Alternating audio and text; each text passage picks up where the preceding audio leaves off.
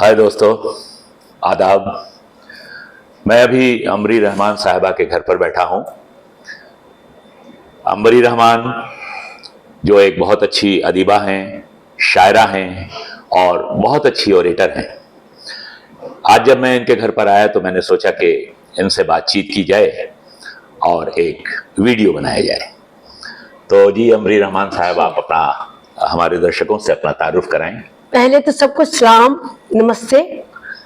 मेरा तारुफ तो बहुत मुख्तसर है।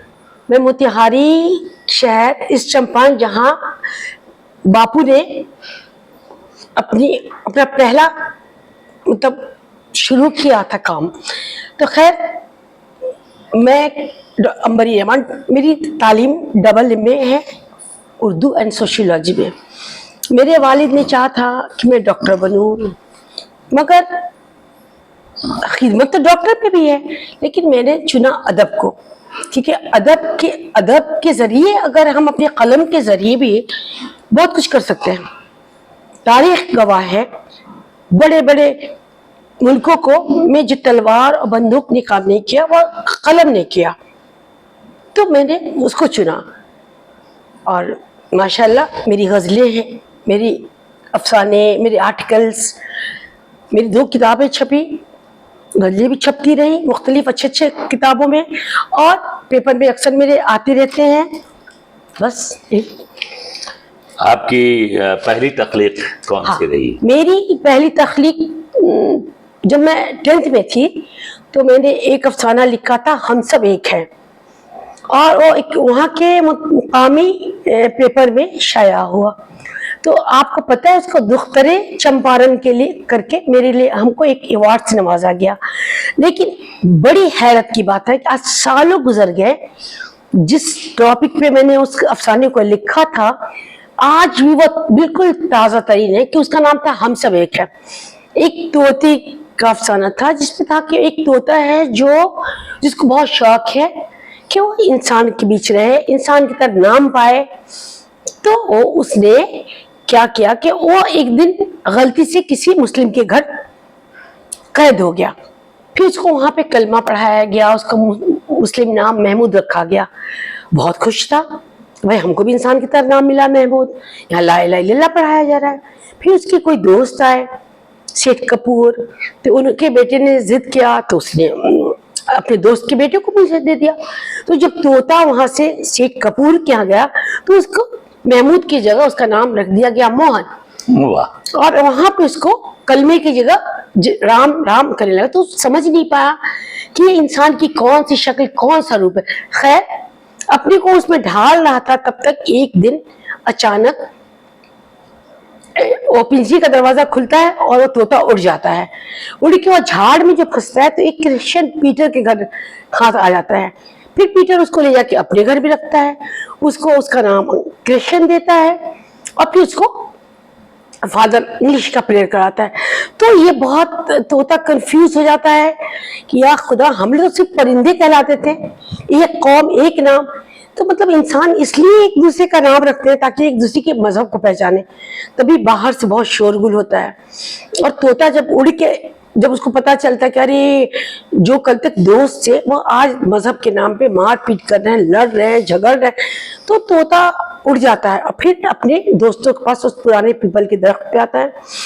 और अब सारे तोते बहुत खुश, अरे तू वापस आ गया इंसान के बीच में, तू बड़े खुशनसीब हो। तो रोता है, कहता कि नहीं, खुशनसीब हम हैं कि हम परिंदे हैं, ना हमारा कोई नाम है, ना कोई मजहब है, ना कोई पहचान है।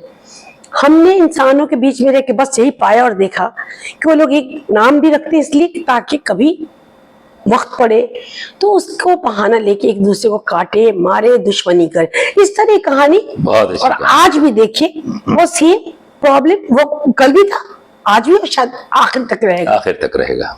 तो यही मेरा। अच्छा अम्बरी साहब, आप शायरी और अफसाना निगारी दोनों ही करती हैं। जी जी। और लिहाजा इन दोनों में सबसे ज्यादा किस सिंफ से दिलचस्पी है आपको और क्यों है? देखिए, अफसाने के जरिए तो हम समाज की रहनुमाई करते हैं। जैसे मेरा एक अफसाना था दुआ, अच्छा। हाँ दुआ। तो उस अफसाने का इतना असर पड़ा कि एक बहुत बुजुर्ग इंसान थे, वो हमसे बोले कि अरे अंबरी, आपकी वजह से, आपकी कहानी पढ़ के मेरी बहू में बहुत तब्दीली आई, उन्होंने मेरा ख्याल रखा।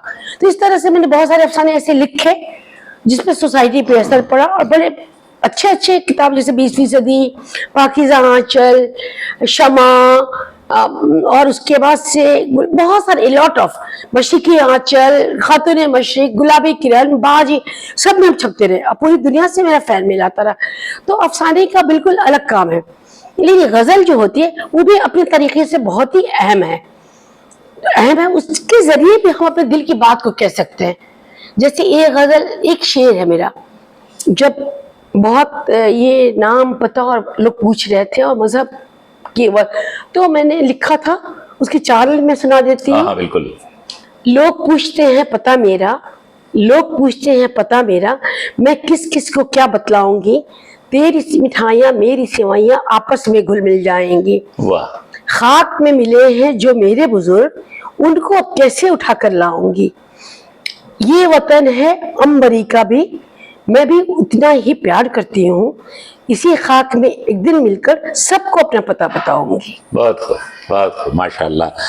आप तो अफसाना निगारी के साथ साथ शायरी में आपको ज्यादा दिलचस्पी है। शायरी में दिलचस्पी है, लेकिन वो मेरे जज्बे पे है, मेरे ख्यालात पे है। कब मेरे जहन में शेर आता है, कब अफसाने, अच्छा। दोनों बराबर है।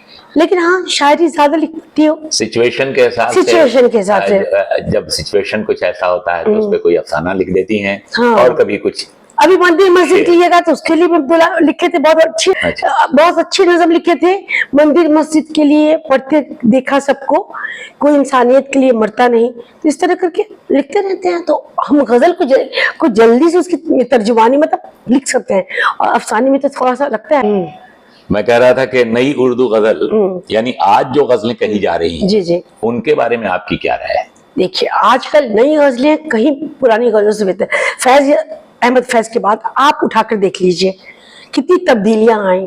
अब अल्लामा इकबाल और गालिब को कितने लोग समझेंगे, सही है कि नहीं? लेकिन आप अपने अशार, अपने एहसासात को ऐसे पेश करें कि ताकि आम आदमी भी समझ सके, है कि नहीं? तो इसलिए हम आज की जो गजलें हैं, जो अशार हैं, जो नज़म है, वो कहीं अच्छे हैं क्योंकि उसको सब समझ पाते हैं।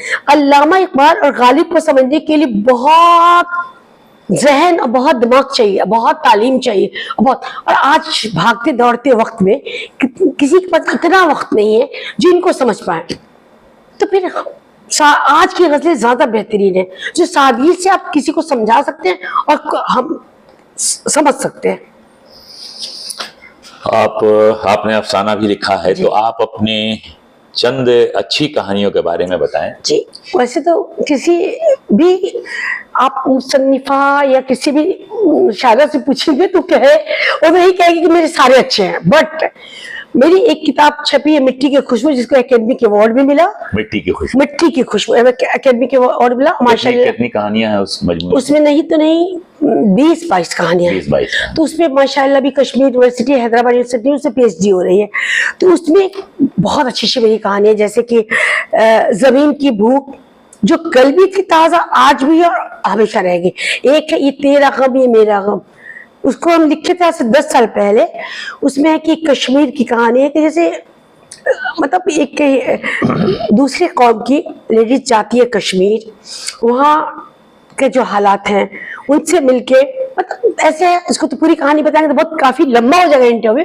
तो तेरा गम मेरा गम हुआ, कसौटी हुई, उसके बाद हुआ आपका बहुत सारी बात। हाँ हाँ, कभी किसी को मुकम्मल जहां नहीं मिलता, ये भी बहुत अच्छी मेरी कहानी है। दुआ बहुत अच्छी कहानी है। हड़ताल मेरी बहुत अच्छी कहानी है।